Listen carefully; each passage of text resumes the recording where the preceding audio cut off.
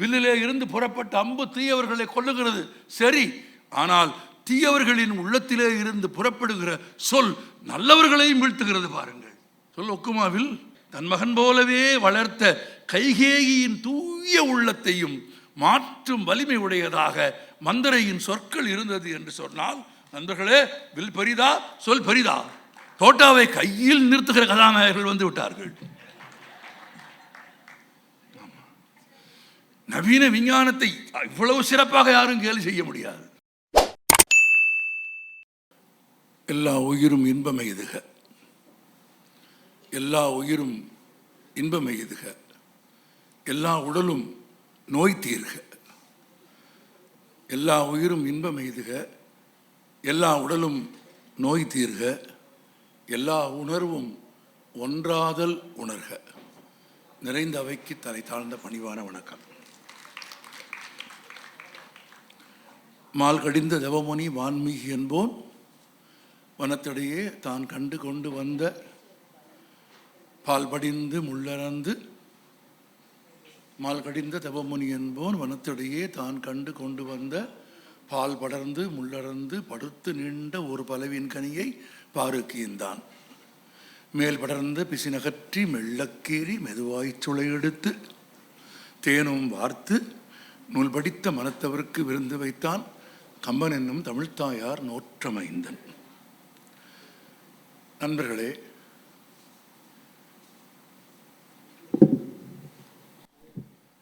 சரியா வந்துடும், இல்லை வந்துடும், சரியா. நண்பர்களே, பெரியோர்களே, தாய்மார்களே, மொழிக்கு தொண்டு செய்பவர்கள் மறைவதில்லை. மொழிக்கு தொண்டு செய்தவர்கள் ஒருபோதும் மறைவதில்லை. அவர்கள் மொழி வாழும் காலம் தொட்டும் வரையிலும் நிலைத்திருப்பார்கள், வாழ்வார்கள்.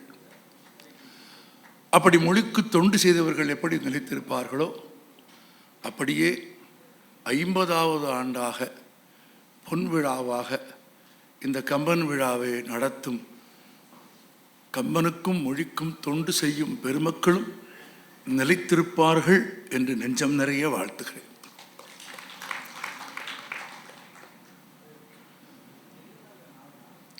பேராசிரியர் முனைவர் தேங்யா பேசிய பிறகு நான் பேசுவதுதான் சரி. ஆசிரியரை பேச பிறகுதான் மாணவர்கள் பேச வேண்டும். ஆனால் நீங்கள் பேச பேச ஆசிரியர் என்ற எண்ணம் எனக்கு மறந்து அண்ணா என்று கூப்பிட வேண்டும் என்று ஆசையாகிவிட்டது. ஏனென்றால் எந்த உறவில் யார் அண்ணனாக மாறினார்கள் என்பதையும், அண்ணா என்ற ஒரு சொல் எவ்வளவு பேரை வாழ வைத்தது என்பதை நீங்கள் சொன்னதை கேட்டபோது எனக்கும் உங்களை ஆசிரியர் என்பதையும் கடந்து இன்றைக்கு நீங்கள் பேசிய பேச்சை கேட்ட பிறகு அண்ணா என்று கூப்பிட வேண்டும் என்று ஆசையாக இருக்கிறேன். அப்படித்தான் கூப்பிடுகிறேனே. ஆமாம், ஏனெனில் கம்பன் கழகங்களுக்கு நான் கடன் பட்டிருக்கிறேன். பாரதி தான் என்னை கம்பனிடம் கொண்டு வந்து சேர்த்தான். நான் பாரதியின் வழியாகத்தான் கம்பனுக்கு வந்தேன். பாரதி என்ற ஒரு மகாகவியை பற்றி இருக்காவிட்டால் கம்பனை பற்றிய எதுவுமே எனக்கு தெரிந்திருக்காது. அவன் பாடி பாடி விதந்ததை பார்த்ததற்கு பிறகுதான் இப்படியெல்லாம் பாரதி கொண்டாடுகிறானே, அந்த கம்பன் எப்படி இருப்பான் என்று பார்க்க வந்தேன். ஆனால் பார்க்கத்தான் முடிந்தது. ஒவ்வொரு முறையும் படிக்கிற வாய்ப்பை கம்பன் கழகங்கள் தான் எனக்கு தந்தன. ஒரு விதத்தில் ஆசிரியருக்கு பிறகு மாணவர் என்று சொன்னது சரிதான். ஒவ்வொரு கம்பன் விழா மேடையையும் நான் பயின்று கொள்வதற்கான, நான் பயின்று என்னை மாணவனாக தகுதிப்படுத்திக் கொள்வதற்கான அரங்கமாக நினைக்கிறேன். அவர் சொன்னது போல கம்பன் சூக்கமமானவன். கம்பன் பெரும் காடு, பல்லாயிரம் நுண்ணுயிர்களை கொண்டிருக்கிற ஒரு பெரும் காட்டுக்கு ஒப்பானவன் கம்பன். நேரடியாக கம்பன் சொல்லும் சொற்களை வைத்துக்கொண்டு பொருள் கொள்வது ஒரு முறை என்றால், கம்பன் சொல்ல நினைத்து சொல்லாமல் சொல்லிய பொருட்களை தேடுவதுதான் கம்பனுக்கு செய்கிற பெருமை. அப்படி சொல்லாமல் சொல்லும் சிறப்பு கம்பனுக்கு உண்டு என்பதை எனக்கு உணர்த்தியது பாரதி. குறிகளால் கம்பன் உணர்த்துவான் என்பான். சொல்லொக்கும் வில் என்று கம்பன் எழுதிய போதுதான் ஆழ்ந்து யோசித்தால் சொல் ஒக்கும் வில் என்று எழுதியது கம்பன். அதற்கு உரை சொல்லும் வில்லும் ஒன்று என்பது. ஆனால் ஆழ படிக்கிற போது கம்பன் சொல்ல வந்தது சொல் ஒக்குமோ வில் என்பது. வில் பிறகு பிறந்தது, சொல் முந்தி பிறந்தது. விவிலியத்திலே ஒரு கூற்று இருக்கிறது, ஆதியில் சொல் இருந்தது என்று. சொல் பிறந்த பிறகு வில் பிறந்தது. இன்னும் சொல்ல போனால் வில்லுக்கு வில்லென்று பெயர் தந்தது சொல், இல்லையா? வில்லுக்கு வில்லென்று பெயர் தந்தது சொல். சொல் மூத்தது, வில் இளையது. வில் ஆக்கும் கருவி இல்லை, அழித்தலுக்கான கருவி. ஆனால் சொல் அப்படி இல்லை. சொல் ஆக்கும், அழிக்கும். இருவினையும் செய்யும் பெருமை சொல்லுக்கு உண்டு. வில்லுக்கு அழிக்கும் திறன் தவிர வேறு திறன் இல்லை. இன்னும் நுட்பமாக சொல்ல போனால் சொல் எப்போதும் தோற்காது, வில் தோற்கும். வென்றவன் வில் ஜெயிக்கும் என்றால் தோற்றவன் வில் தோற்கும் தானே. இருவுயிர் வேரல் இயற்கையும் அன்றுதானே. இருவுயிர் வேரலும் இயற்கையும் என்று வருகிற போது வில் தோற்கும், ஆனால் சொல் தோற்காது. சொல் ஒருபோதும் தோற்காது. அது சொல்லுகிற ஆட்களை பொறுத்தது. தகாதவர்கள் சொல்லும் சொற்கள் வெல்லாது, ஏனெனில் அது சொல்லே இல்லை, அது பிழையற்ற உளறல். சொல் எப்படியெல்லாம் ஆட்சி நடத்துகிறது என்பதை நீங்கள் தெரிந்து கொள்ள வேண்டுமானால் நான் இன்னும் சொல்லுகிறேன், ராமன் என்கிற மாபெரும் கதாநாயகனின் வில்லின் பெருமையை இந்த உலகத்திற்கு இன்றைக்கும் சொல்தான் சொல்லிக் கொண்டிருக்கிறது. அது கம்பனின் சொல்.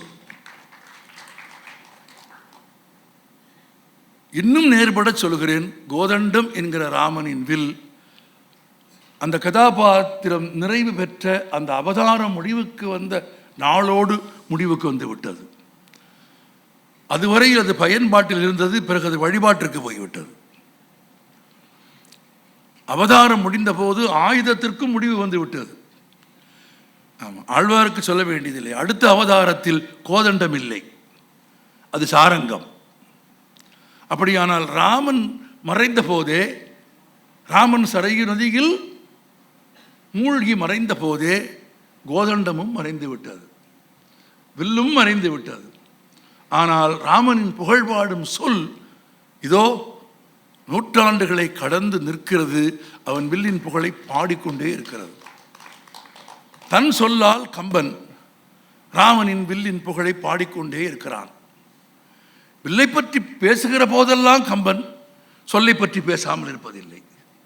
ஏனெனில் சொல் வில்லை விடவும் வலிமையானது என்று கம்பனுக்கு தெரியும். கம்பனுக்கு தெரியும் என்பது மட்டுமில்லை, எல்லோரும் தெரிந்து கொள்ள வேண்டும் என்பது கம்பனின் விருப்பமாக இருந்தது. சொல்லின் சிறப்பை வில்லின் சிறப்பை பேசுவதன் வழியாக கம்பன் உணர்த்தினான் என்று நீங்கள் கருதினால் அது நேரடியான பொருள் இல்லை. மாறாக சொல்லின் சிறப்பை, வில்லின் சிறப்பை சொல்லுவதன் வழியாக மட்டுமல்லாது, வில்லின் சிறப்பின் வழியாக சொல்லின் உயர் சிறப்பை கம்பன் உணர்த்தி கொண்டே இருந்தான். நீங்கள் பேசுகிற போது ஒரு வரி சொன்னீர்கள், பரசுராமன் கொடுத்த ஆயுதங்களை பற்றி பேசுகிற போது கூட, ஐயா பேசுகிற போது பரசுராமன் கொடுத்த ஆயுதங்களை பற்றி பேசுகிற போது கூட அது தவறாத சடையப்பனின் சொல்லுக்கு ஒப்பானது என்று கம்பன் குறிப்பிடுகிறான். தாடகையை கொல்வதற்கு ஒரு அம்பு போகிறது. ஆமாம், சுடுசரம், சொல்லொக்கும் சுடுசரம் என்று தாடகையின் மார்பில் பாய்ந்த அம்பை கடுஞ்சொற்களுக்கு ஒப்பிடுகிறான் கம்பன். நான் அதைத்தான் உங்களுக்கு பேசுகிற போது முதலில் சொன்னேன், சொல் ஆக்கும், அழிக்கும். இரண்டு வலிமையும் சொல்லுக்கு உண்டு. வில்லுக்கு அப்படி இல்லை, அது அழிக்கும், அவ்வளவுதான். சொல் பிறப்பிக்கும், சொல் அழிக்கும். ஒரு சொல் வெல்லும், ஒரு சொல் கொல்லும் என்று நடைமுறை வாழ்க்கையிலே சொல்லுவார்கள். காப்பியத்தில் வில் தோன்றுவதற்கு முன்பாகவே சொல்லின் வேலை துவங்கி விடுகிறது. தயரதன் கொடுத்த சொல்தானே, கொடுத்த சொல்தானே காப்பியத்தின் தொடக்கம். மாபெரும் யுத்தத்தில் கேகயனின் மகள் தனக்கு துணையாய் இருந்தபோது, துணை வலியாய் இருந்து அவளால் போரை வென்றபோது அப்போதே பரிசு கொடுத்திருக்கலாம் தயரதன். என்ன வேண்டும் என்று பார்த்து அந்த வேலைக்கு என்ன பரிசோ அதை அப்போதே தசரதன் கொடுத்திருந்தால் எந்த பிரச்சனையும் இல்லை. வரம் கொடுத்தது, சொல் கொடுத்தது தசரதனின் பிழை இல்லை. அதை இப்போது வேண்டாம் பிறகு பெற்றுக் கொள்கிறேன் என்று கைகேயி சொன்னது கைகேயின் சிறப்பு. சொல்லை எப்போது பெற்றுக்கொள்ள வேண்டும் என்று அவளுக்கு இருந்தது. ஆனால் எப்போது பெற்றுக்கொள்ள வேண்டும் என்று தசரதன் கொடுத்த சொல்லை பத்திரமாக வைக்க தெரிந்திருந்த கைகேயிக்கு அதை எப்போது பயன்படுத்த வேண்டும் என்று தெரியவில்லை. எப்போது பயன்படுத்த வேண்டும் என்று கைகேயிக்கு சொன்னது மந்தரையின் சொல். மந்தரையின் சொல்தான் கைகேயி இடத்திலே வேலை செய்கிறது. இந்த வரம் கொடுக்கிற விஷயத்தில் ரொம்ப கவனமாக இருக்க வேண்டும். ஒரு அரசன் தன் மகனுக்கு சொல்லிக் கொடுத்தான். குதிரை ஏற்றம், வாழ் ஏற்றம் எல்லாம் சொல்லிக் கொடுத்தான். எல்லாம் சொல்லிக் கொடுத்து விட்டு அரசன் சொன்னான், மகனே, யாருக்கு எந்த வாக்களித்தாலும் 2 விஷயங்களை நினைவில் வைத்துக்கொள். யாருக்கு எந்த வாக்களித்தாலும் அதை உயிரை கொடுத்தாவது நிறைவேற்று, உயிரை கொடுத்தாவது நிறைவேற்று. ஆனால் நான் சொன்ன 2 ஆலோசனைகளில் இது 2வது ஆலோசனை. மகன் கேட்டான், முதலாவது ஆலோசனை என்ன என்று. உயிரே போனாலும் யாருக்கும் வரம் கொடுக்காதே. வரம் கொடுத்தால் உயிரை கொடுத்தாவது காப்பாற்று என்பது ஒரு ஆலோசனை என்றால், இன்னொரு ஆலோசனை உயிரே போனாலும் யாருக்கு வரம் கொடுக்காதே. தசரதன் கொடுத்த சொல் அது மந்தரையின் சொல்லாக மாறுகிறது. மந்தரையின் சொல் கைகேயி இடத்திலே போய் வேலை செய்கிறது. வில் செய்யாத வேலையை சொல் செய்கிறது. எந்த தசரதன்? நீங்கள் சாதாரணமாக தசரதனை பார்க்கக்கூடாது. ஒரு பாடலில் கம்பன் தசரதனுடைய ஆட்சியின் மேன்மையையும் அழகையும் சொல்லுகிறான். அயோத்தியில் என்ன இல்லை, உண்மை இல்லை, வறுமை இல்லை, அதெல்லாம் இல்லை. அதெல்லாம் அந்த பாடலாம் எல்லாருக்கும் தெரிந்த பாடல் தான். அதை தாண்டி ஒரு பாடல் சொல்லுகிறான். எப்போதும் கட்டுப்பாட்டில் இல்லாதது வெள்ளம், உங்களுக்கு தெரியும். அது தன் போக்கில தான் போகும். பறவையும் அப்படித்தான். எந்த திசையில் பறக்கும் என்று நீங்கள் தீர்மானிக்கவே முடியாது. விலங்கும் அப்படித்தான். நடந்து போய் கொண்டிருக்கிற நாய் எப்போது கடிக்கும் என்று யாருக்கும் தெரியாது. நாய் நடந்து போய் கொண்டிருப்பதாக நம்புவதே பிழையானது. கீராவின் வார்த்தையை சொல்வதாக இருந்தால் நாய் நடக்காது. ஆமாம், அது நடையும் ஓட்டமுமாக போகும். பார்த்துருக்கீங்களா? ரொம்ப வேலையாக போகிற மாதிரி போகும் பார்க்குறதுக்கு. ஆமாம், கீராதை நடையோட்டமாக என்று எழுதுவார். நடையோட்டமாக போய் கொண்டிருக்கிற நாய் எந்த திசையில் எப்போது திரும்பும் என்று யாருக்கும் தெரியாது. வெள்ளம் தன் பாதையை தான் தீர்மானிக்கும். பறவை தான் பறக்கும் பாதையை தானே தீர்மானிக்கும். விலங்கு தான் திரும்பிய வண்ணமே போகும்.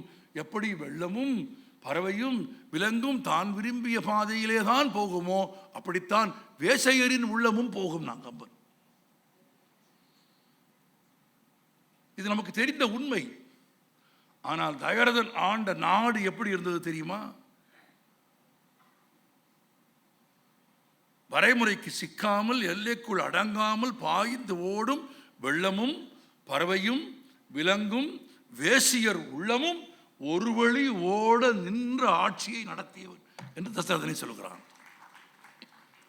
எது எல்லாம் ஒரு வழி போகாதோ, எதுவெல்லாம் ஒரு வழி நில்லாதோ, எதுவெல்லாம் கட்டுப்படுத்த முடியாததோ அதுவெல்லாம் கட்டுப்பட்டு கிடக்கும். யாரது ஆட்சியில்? தயரதனின் ஆட்சியில். அந்த தயரதனுக்கு சொல்லில் கட்டுப்பாடு இல்லை.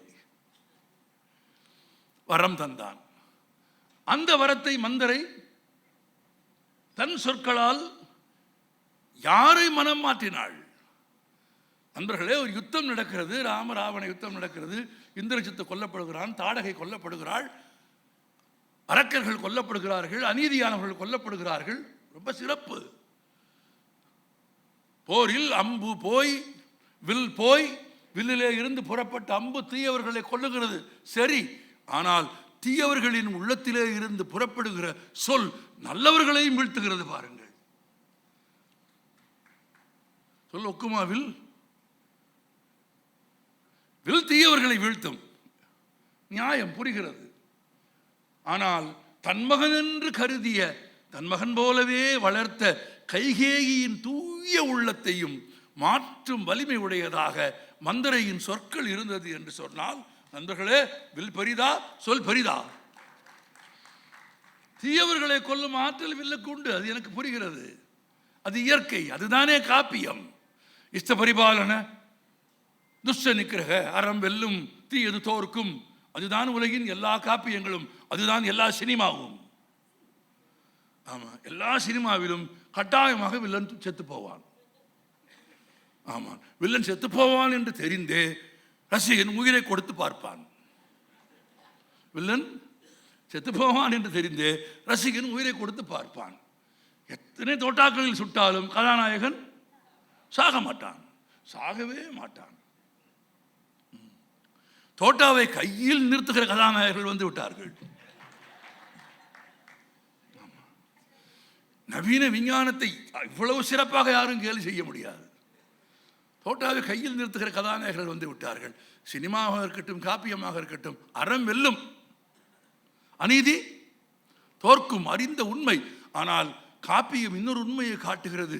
யார் மேன்மக்களோ, யார் உயர்ந்தவர்களோ அவர்களையும் தீயவர்களின் ஊடத்திலே இருந்து புறப்படுகிற சொல் தீயவர்களாக மாற்றிவிடும் என்றால் வில்லுக்கில்லாத ஆற்றல் சொல்லுக்கு வந்து விடுகிறது.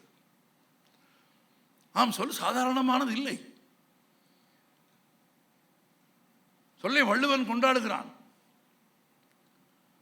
சாதாரணமாக சொல்லவில்லை வள்ளுவன். சொல்லை கனி என்கிறான் வள்ளுவன், இல்லையா? இனிய உளவாக இன்னாத கூறல் கனி இருப்ப காய் கவர்ந்துட்டு என்று வள்ளுவன் சொன்னால், கனி என்று வள்ளுவன் எதை சொல்கிறான்? இன் சொற்களை சொல்கிறான். எல்லா சொற்களையும் அல்ல, எல்லா சொற்களையும் அல்ல, இன் சொற்களைத்தான் வள்ளுவன் கனிகள் என்று சொல்கிறான். வள்ளுவன் 2000 ஆண்டுகளுக்கு முன்பு இனிய சொற்களை கனிகள் என்று சொன்னால், பிறகு கம்பராமாயணத்தில் வருகிற போது கம்பனதை செவிநுகர் கனிகள் என்கிறான். செவிநுகர் கனிகள் என்று கம்பன் பாடியதின் தொடர்ச்சியாக மகாகவி பாரதி பாடினார்.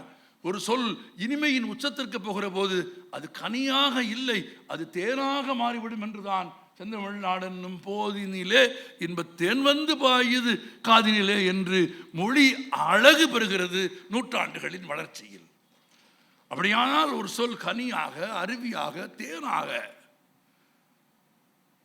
இனிமை தருவது போலவே அம்பாக, விஷமாக, தீமைக்குரியதாக, அழிவை உண்டாக்குவதாக சொல் இருக்குமா? இருக்கும், இருந்தது. மந்தரையின் சொற்கள், மந்தரையின் சொற்கள் தானே கைகேயின் மனதை மாற்றியது. மந்தரையின் சொற்கள் கைகேயின் மனதை மாற்றியது போலவே பார்த்திராத, காமம் கொண்டிராத, காணாத சீதையின் மீது, தான் காணாத சீதையின் மீது ராவணன் காமம் கொள்ளுமாறு செய்தது எது? சூர்ப்பனகையின் சொற்கள். ஆமா, எப்படி எப்படியெல்லாம் சொன்னா சீதை பற்றி அவள். அவள் அழகு, அதோடு அதை இதோடும் ஒப்பிடுக்க முடியாது. சொல்லொக்கும். அவள் பற்கள் முத்து போல இருக்கும், இருக்கும், ஆனால் அது இல்லை. சொல்தான் ஒருமே தவிர பொருள் இல்லை. சூர்ப்பனகையின் சொற்களிலே தான் ராவணன் மயங்குகிறான். இன்னும் நுட்பம் பாருங்கள். ராமன் கொல்வதற்கு முன்பாகவே காமத்தால் ராவணன் வீழ்த்தப்பட்டு விட்டான். எனக்கு என்ன தோன்றுகிறது என்றால், காமத்தால் ஏற்கனவே உள்ளுக்குள் இறந்து போன ராவணனைத்தான் ராமன் கொன்றான் எனக்கு தோன்றுகிறது. சூர்ப்பனகையின் சொல் ராவணனை ஏற்கனவே கொன்றுவிட்டது. சூர்ப்பனகையின் சொல் ராவணனை ஏற்கனவே கொன்று விட்டது என்பதற்கு அடையாளம் என்ன தெரியுமா? சூர்ப்பனகை பேசிவிட்டு போன பிறகு, அவள் அகன்ற பிறகு, அவளுக்கு உன்னை தவிர வேறு யாரோடும் வாழ தகுதி இல்லை, போய் அவளை தூக்கி கொண்டு வா என்று தகாத வார்த்தைகளை, நஞ்சூட்டும் சொற்களை, பின்னாளில் ராவணன் சந்திக்க போகிற வில்லையும் அம்பையும் விடவும் நஞ்சு பொருந்திய சொற்களை சூர்ப்பனகை ராவணனுக்கு தந்தாள். அந்த சொல்லால் பார்க்காத சீதையின் மீது காமமுற்று ராவணன் பட்ட துன்பம் இருக்கிறது பாருங்கள். இந்த கம்பன் விவரிப்பதை நீங்கள் பார்க்க வேண்டும். தனியாக எழுந்து அரசவையை விட்டு வந்து விட்டான். ஆட்சி மறந்து விட்டது, அதிகாரம் மறந்து விட்டது. காமம் கரை புரண்டு ஓடுகிறது. புத்தன் சொல்லுவான், காமம் எப்படிப்பட்டது என்று புத்தன் சொல்லுவான். உறங்கிக் கொண்டிருக்கிற கிராமத்தை வெள்ளம் கொண்டு போவதை போல சொன்னான். உறங்கிக் கொண்டிருக்கிற கிராமத்தை வெள்ளம் கொண்டு போவதை போல ராவணனை காமம் கொண்டு போய் விட்டது. வெப்பம் தாழ மாட்டாமல் தனியே போய் அமர்ந்து புலம்புகிறான். வெயில் அடிக்கிறது, ராவணனுக்கு பிடிக்கவில்லை, வெக்கை உடம்பில் அதிகமாகிறது. சூரியனை போக சொல்கிறான். ஏன் தெரியுமா போக சொல்கிறான்? சீதையை பற்றிய நினைப்பினால் எனக்கு ஏற்பட்ட காமத்தை விடவும், அதனால் ஏற்பட்ட வெப்பத்தை விடவும் உன் வெப்பம் அதிகமாக இல்லை, போ, எனக்கு குளிர்ச்சி வேண்டும், நிலவை வர சொல். நிலவை வர சொல்கிறார்கள். ஏனெனில் எல்லா கிரகங்களும் எல்லாம் ராவணனின் கட்டுப்பாட்டில் இருந்தது. சூரியனை போக சொல்லி நிலவை வர சொல்கிறார்கள். நிலவு வருகிறது. நிலவு வந்தால் காமம் கூடுகிறது. நிலவை விரட்டுகிறான். இளவேனில் காலம் வேண்டாம், காலத்தை மாற்றுகிறான், நிலவை மாற்றுகிறான், சூரியனை மாற்றுகிறான். எல்லாவற்றையும் மாற்றிய பிறகும் கூட, தீராத காமத்தால் இதுவரை பார்த்திராத சீதையை எப்படியேனும் பார்த்து விட வேண்டும் என்று ஒரு மாயத்திரையில் இன்றைக்கு நீங்களும் நானும் சொல்லுகிற ஆர்டிபிஷியல் இன்டெலிஜென்ஸ் முறையில் சீதையின் உருவம் வர வேண்டும் என்று விரும்புகிறான். அவன் விரும்பியபடி சீதை தோன்றுகிறாள். இப்போ தங்கை சொன்ன சீதையும் இந்த சீதையும் ஒன்றுதானா என்று பார்க்க வேண்டும். சூர்ப்பனகையை வர சொல்கிறான். நீ என்னிடத்தில் விவரித்து சொன்னாயே, முத்து போல் பல், சொல்லொக்கும் பொருள் ஒக்காது என்று சொன்னாயே, அவளை கவர்ந்து கொண்டு வா என்று சொன்னாயே, அவள் இவள் தானா என்று சூர்ப்பனகையை கூப்பிட்டு கேட்டான். அவள் சொன்னாள், இது ராமன் மாதிரி இருக்கிறது என்று. இதான் சொல். அவன் ராமன் மாதிரி இருக்கிறதுன்னு சொன்ன மாத்திரத்திலேயே ராவணன் திடுக்கிட்டு கேட்டான், நான் ஒரு பெண்ணை பார்த்து கேட்கிறேன், நீ ஒரு ஆணை பற்றி சொல்கிறாய் என்றால். திடுக்கிட்டு சூர்ப்பனகை சுதாரித்து கொண்டு சொன்னாள், அது சீதைதான், ஆனால் என்னை மூக்கரித்து அவமதித்த அவனை பற்றிய சிலம் இருப்பதாலேயே எனக்கு பார்ப்பதெல்லாம் அவனாக தெரிகிறது என்றாள். அவள் அவன் மீது கொண்ட காமத்தால் அவளுக்கு பார்ப்பதெல்லாம் ராமனாக தெரிந்தது. அவன் இவன் கொண்ட காமத்தால் அவளுக்கு பார்ப்பதெல்லாம் சீதையாக தெரிந்தது. அப்போ இந்த அழிவை, போருக்கு கொண்டு போய் இலங்கையை அழித்ததை எது உருவாக்கியது? சொல். தயரதன் ஏன் மாண்டான்? சொல். தந்த சொல். அந்த சொல்லை காப்பாற்றியாக வேண்டிய கட்டாயம். அப்ப சொல்லுக்கு என்ன வலிமை இருக்கிறது? வில்லுக்கு இல்லாத வலிமை சொல்லுக்கு இருக்கிறது. இந்திரஜித்தை இலக்குவன் கொல்லுகிறான். காப்பியத்தில் ஒரு காட்சி இருக்கிறது. ஆனால் அந்த பாடலை எப்படி கம்பன் வடிவமைக்கிறான் என்று பார்த்தால், அதன் பொருள் புரிந்து கொண்டால், உண்மையில் இந்திரஜித்தை வீழ்த்தியது இலக்குவனின் அம்பா இல்லையா வேறொன்றா என்ற பாடல் நமக்கு ஒரு உண்மை தருகிறது. அது கம்பனின் சிறப்பு. அது இலக்குவனின் வீரத்தை பாராட்டுகிறான், இந்திரஜித்தை வீழ்த்துகிறான்.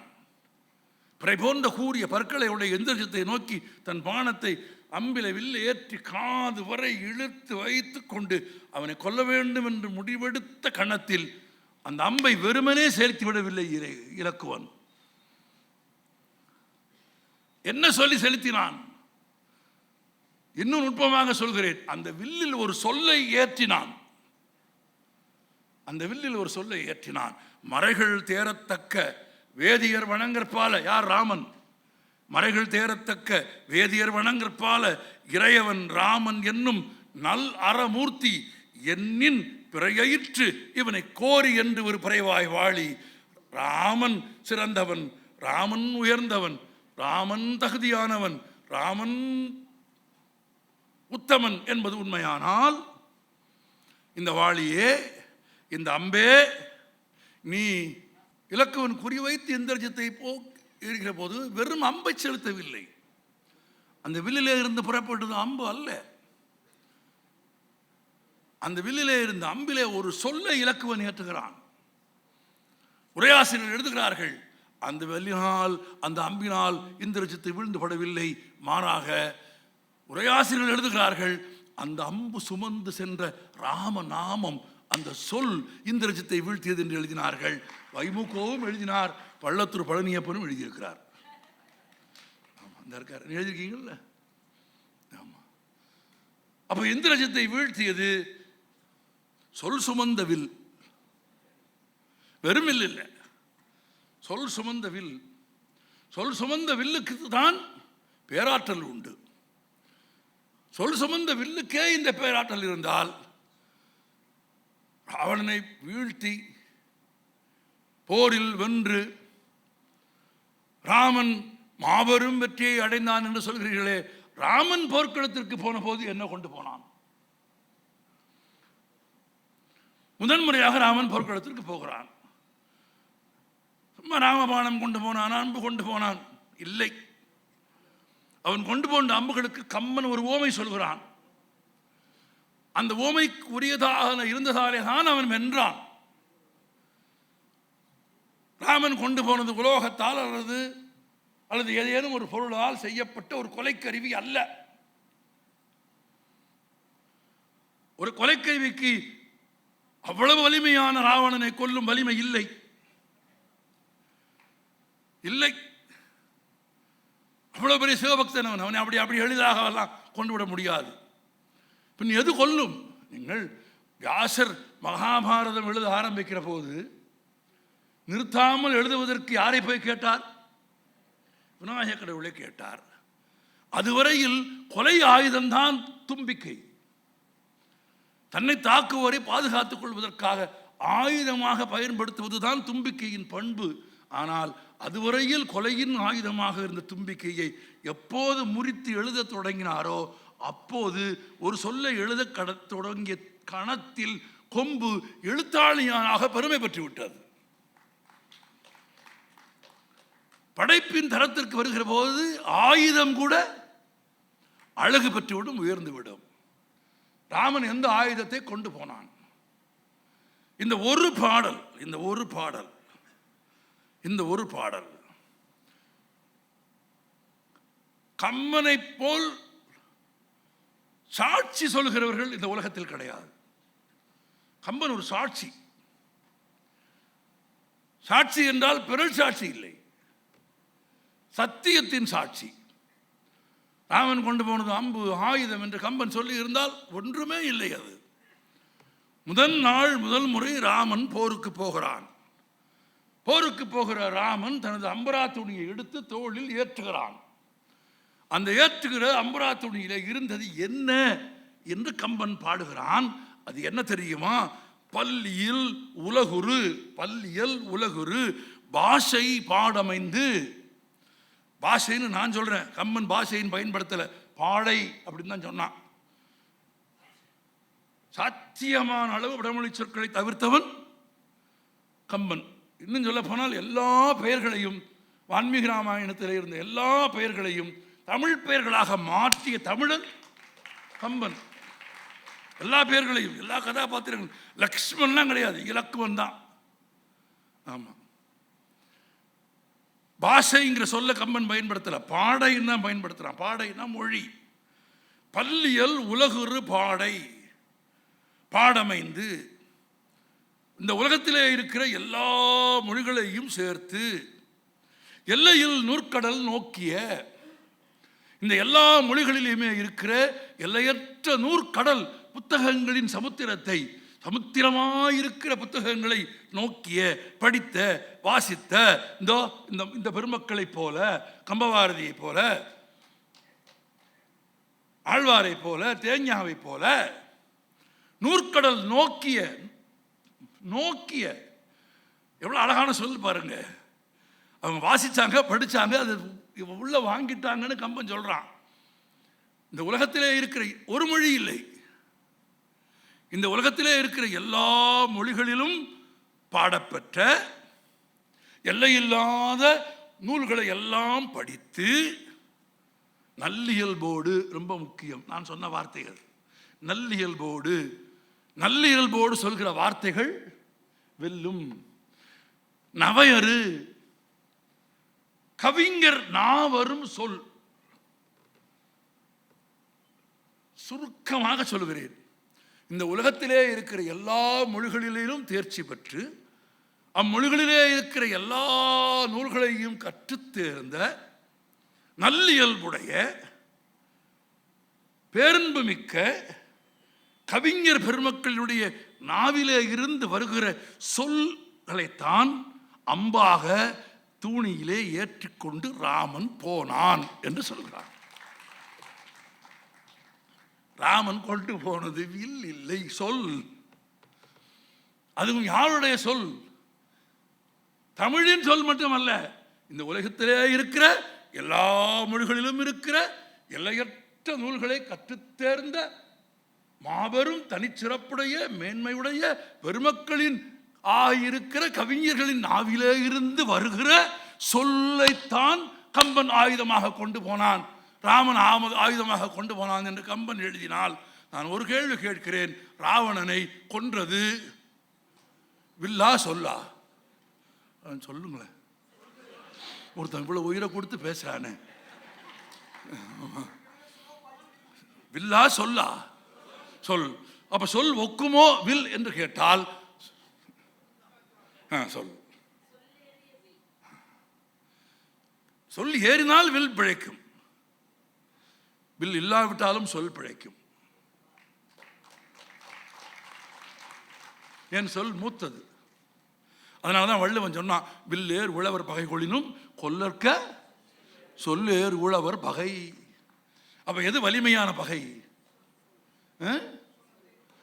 ஆமா, 67 ஆட்சி மாற்றத்தை அண்ணா ஆயுதங்களால் நிகழ்த்தினாரா, சொற்களால் நிகழ்த்தினாரா? 2000 ஆண்டுகளுக்கு 3000 ஆண்டுகளுக்கு மேலாக தத்துவ ஞானத்தில் உலகத்தை மாற்றி அமைத்த புத்தனும் சாக்ரட்டீஸும் இயேசுவும் ஆயுதங்களால், வில்லால், அம்பால் மாற்றங்களை நிகழ்த்தினார்களா, சொல்லால் நிகழ்த்தினார்களா? சொல். சொல்தான். அப்போ வில்லிலும் சிறந்தது சொல். அதிலும் சொல்லுகிற சொல்லுக்கு சிறப்புண்டு, சொல்லாத சொல்லுக்கு இன்னும் சிறப்புண்டு. அது கண்ணதாசன் கற்றுக் கொடுத்த பாடம். ஆமா, சொல்லென்றும் மொழி என்றும் பொருள் என்றும் இல்லை, சொல்லாத சொல்லுக்கு விலை ஏதும் இல்லை. ஆங்கில மகாகவி பாடுவான், heard melodies are sweet and those unheard melodies are sweeter. கேட்ட இசை இனிமையானது, கேட்கப்படாத இசை அதனினும் இனிமையானது என்றால், பிறப்புக்கு முன்பே பெருமை வாய்ந்தது எது? சொல். பிறந்த பிறகு பெருமை வாய்ந்தது மட்டுமல்ல சொல், பிறக்கும் முன்பே பெருமை உடையது சொல். சொல்லுக்கு அவ்வளவு வலிமை உண்டு. அப்ப ராமன் களத்திற்கு கொண்டு போனது வில் இல்லை, அம்பு இல்லை. இந்த உலகத்தின் மாபெரும் கல்வியில், தரத்தில், தன்மையில், மேன்மையில் உயர்ந்த கவிஞர்களின் சொல்லைத்தான் அம்பாக மாற்றி ராமன் கொண்டு போனான் என்றால், அவைகளுக்கு மட்டும்தான் மிகப்பெரிய ஆற்றல் மிகுந்த ராவணனை வீழ்த்தும் ஆற்றல் உண்டே தவிர வேறு எதற்கும் இல்லை. அதனாலே தான் அவைகள் ராவணனின் உடலை துளைத்து பாய்ந்த போது மிக விரைவாக பாய்ந்தன என்பது மட்டுமல்ல, சொல் சுமந்த சொற்கள் அல்லது வில்லாக மாறிய, அம்பாக மாறிய சொற்கள். சொல் சுமந்த சொற்கள், சொல் சுமந்த அம்பு என்று சொல்வது கூட எனக்கு குறைவாகப்படுகிறது. வில்லாக மாறிய சொற்கள் ராவணனின் உடலை துளைத்து அந்த போர்க்களம் எங்கும் கிடக்கிறது. கற்பனையின் உச்சத்திலே போய் நின்று கம்பன் பாடுகிறான். வாய் நிறைந்து கிடக்கிறது, கண்கள் மறைந்து விட்டது, அம்புகள் தைத்து கிடக்கிறது, உடம்பெல்லாம் தைத்து அம்புகள் போர்க்களம் எங்கும் கிடக்கிறது. இந்த உடம்பில் எவ்வளவு விரைவாக அந்த அம்பு கடந்து போயிற்று. நான் ஒரு எளிய உதாரணம் சொல்லுகிறேன். ஒரு குண்டூசியை கையில் குத்தி பாருங்கள். குருதி இல்லாமல் எடுப்பீர்களா? ஆமாவா இல்லையா? இல்லையா? குண்டூசி பார்த்துருக்கீங்களா? குண்டூசியே பார்த்தது இல்லையா? இல்லை இல்லை, ஒரு குண்டூசியை கையில் குத்தி எடுத்தா குருதி படுமா படாதா? படும். படும்னு சொல்றதுல என்ன நமக்குள்ள பேசுறவனுக்கு தான் எல்லா பொறுக்கு இருக்கு, கேட்கிறவனுக்கு ஒண்ணும் இல்லைன்னு எப்படி வச்சிங்க? இன்னும் சொல்ல போனா, கதை கேட்கிறவன் விழித்து கொண்டால் உபன்யாசங்கள் உறங்க ஆரம்பித்து விடுவார்கள் என்று ஒரு பழமொழி இருக்கிறது. கதை கேட்கிறவன் விழித்துக் கொள்கிற ஒரு காலம் வர வேண்டும் என்று நான் விரும்புகிறேன். அதனால் தான் கேட்கிறேன். நீங்கள் விழிப்பாக இருக்கிறீர்களா என்பதற்காக மட்டுமல்ல, நான் பிழை இல்லாமல் பேசுகிறேனா என்று நான் தெரிந்து கொள்ள வேண்டும் தானே. ஒரு குண்டூசியை குத்தினால் குருதிப்படாமல் எடுக்க முடியுமா? முடியுமா முடியாதா? இதுக்கு பிறகும் பாருங்க, ஒரு 10 பேர் தான், இதுலயும் ஒரு 30 பேர். நீ என்ன கேட்கறது, நாங்க என்ன சொல்றது, நமக்குள்ள எதுக்கு? நான் என்ன அகங்காரமாக கேட்கிறேன்? இன்னும் சொல்ல போனால் உட்கார்ந்தா பேசுகிறேன், நின்றுதானே பேசுகிறேன். அது இந்த உயரம் கூட நானாக ஏற்படுத்தி கொண்டது. எனக்கு அங்கே இருந்து பேச வேண்டுதான் ஆசை. எல்லாருக்கும் தெரிய வேண்டும் என்பதற்காக நிறுத்தி இருக்கிறார்கள். இங்கே நிற்பதால் பேசுகிறேன். ஒரு குண்டூசி குத்தினால் குருதி படாமல் எடுப்போமா? முடியாது. ஒரு குண்டூசி குத்தினாலே குருதி படாமல் எடுக்க முடியாது என்றால், வாரணம் புரத மார்பும் வரையினை எடுத்த தோளும் தாரணி மௌலி பத்தும் சங்கரன் கொடுத்த வாழுமுடைய அவ்வளவு பெரிய உடம்பை ஒரு அம்பு கடந்து போகிற போது குருதி படாமல் போகுமா? போகிறது என்று பாடுகிறான் கம்பன். போகிறது. அப்படியானால் விரைவை சொல்லுவதற்கு இந்த உலகத்தில் வேறு ஏதாவது இலக்கணம் இருக்கிறதா? இந்த உலகத்திலேயே இல்லை, உலகத்தில் எந்த காப்பியத்திலும் இல்லை. நீங்கள் அழைப்பதில் போட்டிருக்கிறீர்களே, உலகின் எல்லா கவிஞர்களிலும் நாற்காலி கொடுத்தால் எல்லா கவிஞர்களையும் மிஞ்சிய உயரத்தில் அமர்வதற்கு கம்பனுக்கே தகுதி இருப்பதாக வாவேஸ்வரர் எழுதியதாக குறிப்பிட்டிருக்கிறீர்களே, நான் அதை வழிமொழிகிறேன், ஆமோதிக்கிறேன். நான் வாசித்த என் வாசிப்பின் எல்லையில் இந்த கற்பனையை எந்த கவிஞனும் பாடியதில்லை. அம்பு உடலை 5 கிலோமீட்டர் வேகம் சொல்லு, 15 கிலோமீட்டர்னு சொல்லு, 10 கிலோமீட்டர்னு சொல்லு. இன்னைக்கு சாடகைக்கு சொன்னில்ல, சாடகையை கொல்லும்போது சொன்னில்ல, கல்லா புல்லருக்கு நல்லோர் சொன்ன பொருள் என்ன போயிட்டு, அவனாவது கேட்டு கொஞ்சம் நேரம் வச்சிருந்து வெளியே விடுவான். அதுக்கு கொஞ்சம் டைம் இருக்குல்ல. ஆமாம், கல்லா புல்லருக்கு நல்லோர் சொன்ன பொருள் அது நிற்காது. ஆனால் நிற்கிறதுக்கு முன்னால கொஞ்ச நேரமாவது கடந்து போகும்ல அந்த பாதையில். அந்த கடந்து போகிற நேரம் கூட இல்லாத ஒரு வேகத்தில் குருதியே படாமல் போயிருச்சுன்னு ஒருத்தன் எழுதுறானா, எனக்கு இப்போது தோன்றுகிறது, அது முதல் பாடலோடு ஒப்பிட்டுக் கொள்கிறேன். கவிஞர் நாவரும் சொல் என தொலைவிலா தூணி தூக்கினான் என்று ஒப்பிட்டு பார்க்கிறேன். ராவணனின் உடலை கடந்து போனது அம்பு அல்ல, சொல்.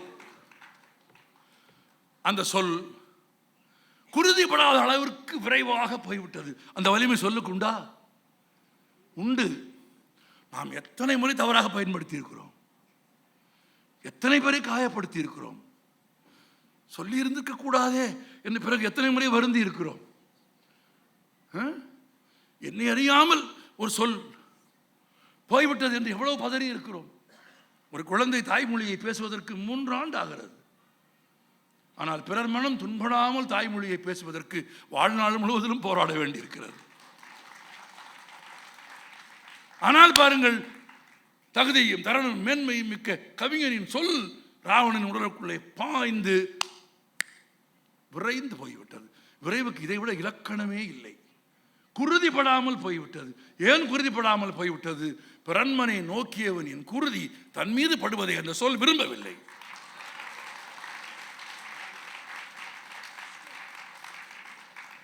பிறன்மனை நோக்காத பேராண்மை உடையவன் செலுத்திய சொல் அது. அது வில்லில்லை, அம்பில்லை. பிறன்மனை நோக்காதவன் செலுத்திய சொல். பிறன்மனை நோக்கியவன் குருதி தன் மீது படக்கூடாது என்பதற்காக வாய் நிறைந்தன, பற்கள் நிறைந்தன, மின்னிடங்கள் யாவும் நிறைந்தன, செம்புனல் தோய்ந்தில. கம்பன் வார்த்தை. அந்த அம்புகளில் செம்புனல் தோய்ந்தில. குருதி பட்டிருக்கவில்லை. குருதி படவில்லை என்றால் அது வில் இல்லை, சொல். இப்ப சொல்லுங்க, சொல்லுக்குமோ வில் இல்லை. வில்லினும் சிறந்தது, உயர்ந்தது சொல். ஒரு நிறைவான வாழ்வில் அனுபவத்தோடு நான் நிறைவு செய்ய விரும்புகிறேன். நான் முதலில் பாடிய பாடல் கம்பனையும் வால்மீகியும் ஒப்பிட்டு நாமக்கல் கவிஞர் எழுதிய பாடல். உங்களில் பலருக்கு தெரியும். நாமக்கல் கவிஞர் வாழ்க்கையில் நடந்த ஒரு சம்பவம் இருக்கிறது. அவருக்கு ஒரு திருமணம் நடக்கிறது. குழந்தை பேர் இல்லை. பல ஆண்டுகள் காத்திருக்கிறார்கள், தவம் இருக்கிறார்கள், குழந்தை பேர் இல்லை. அக்கால வழக்கப்படி வீட்டில் இருக்கிற பெரியோர்கள், இருதரப்பிலும் இருக்கிற பெற்றோர்கள், பெண் வீட்டாரும் ஆண் வீட்டாரும் மாப்பிள்ளை வீட்டாருமாக சேர்ந்து கூடி பேசி ஒரு குழந்தை வேண்டும் என்பதற்காக அவருக்கு மறுமணம் செய்து வைக்க வேண்டும் என்று விரும்புகிறார்கள். மறுமணம் பற்றிய பேச்சை எப்போது ஆரம்பித்தாலும் கோபித்துக் கொண்டு போய் விடுவார் ராமலிங்கம். அவன் ஓவியன் இல்லையா? அவன் கவிஞன் இல்லையா? அவன் பேராண்மை மிக்க மனிதன் இல்லையா? அவர் சொன்னார், உடல் ரீதியான குறை அவளுக்கா எனக்கா என்று யாருக்கு தெரியும்? நான் சம்மதிக்க மாட்டேன். பல ஆண்டுகள் குழந்தை இல்லை, பல ஆண்டுகள் தொடர் போராட்டம். யார் அந்த பேச்சை எடுத்தாலும் ராமலிங்கம் ஒப்புக்கொள்ள மாட்டார், எழுந்து போய் விடுவார். ஒரு கட்டத்தில் முடிவெடுத்தார்கள், இவனை சரிப்படுத்துவதற்கு ஒரு வழி இருக்கிறது. அவன் மனைவியை வைத்தே அவனை சம்மதிக்க செய்ய வேண்டும் என்று பாருங்கள். அவர் மனைவியை அழைத்து அவனிடத்தில் பேசி இன்னொரு மறுமணத்திற்கு அனுமதி பெற வேண்டியது உன் கடமை என்று சொல்லிவிட்டார்கள். நீங்கள் நீங்கள் இதை படிக்கிற போது அந்த பெண்ணாகி படிக்க வேண்டும். அந்த பெண்ணின் மனமாகி நீங்கள் படிக்க வேண்டும். ஆனால் இருதரப்பு பெற்றோர்களும் சொன்னதை ஏற்றுக்கொண்டு அந்த பெண் நான் சம்மதிக்க வைக்கிறேன் என்று சொல்லிவிட்டார். இரவு இருவரும் படுக்கை அறையில் பேசிக் கொள்கிறார்கள். இதுவரை மறுமணத்தை பற்றி ஒருபோதும் பேசாத மனைவி அவரிடத்திலே பேசுகிறார். அடுத்த கணம் அந்த பேச்சை அறுக்கிறார் ராமலிங்கம். பேசாத, மற்றவர்கள் எல்லாம் தோற்று போறார்கள் என்று உன்னை வைத்து முயற்சிக்கிறார்களா? நடக்காது. இன்றைக்கு இனிமேல் பேசாதே, சொல்வதை நினைவில் வைத்துக்கொள். நீ உயிரோடு இருக்கிற வரையில் மறுமணம் என்ற பேச்சுக்கு இடமில்லை. படு. முடிந்தது. நம்ம மறுவார்த்தை பேசவில்லை. இருவரும் உறங்க சென்று விட்டார்கள். விழிந்த போது மறுநாள் காலையில் அந்த அம்மா யார் உயிரோடு இல்லை. இல்லை. வில் கொல்லும், ஆனால் சொல் வெல்லும் கொல்லும். வெல்லுவதாலும் கொல்லுவதாலும், கொல்லுகிற போதும் கூட உயர்தனி சிறப்புடைய மக்களின் சொற்களால் கொல்லப்படுவதால் சொல் வில்லினும் உயர்ந்தது. ராமனின் வில் உயர்ந்ததா? உயர்ந்தது. வலிமை மிக்கதா? வலிமை மிக்கது. ஆனால் கம்பன் அந்த ராமனின் வில்லிலே இருந்த ஒவ்வொரு அம்பும் இந்த உலகத்தின் மேன்மை மிக்க தகுதி வாய்ந்த ஆளுமை மிக்க கவிஞர்களின் சொல்லால் ஆனது என்று எழுதிய கணத்தில் கம்பன் எனக்கு கற்றுக் கொடுத்தான். சொல்லினும் வலியது வில். நன்றி.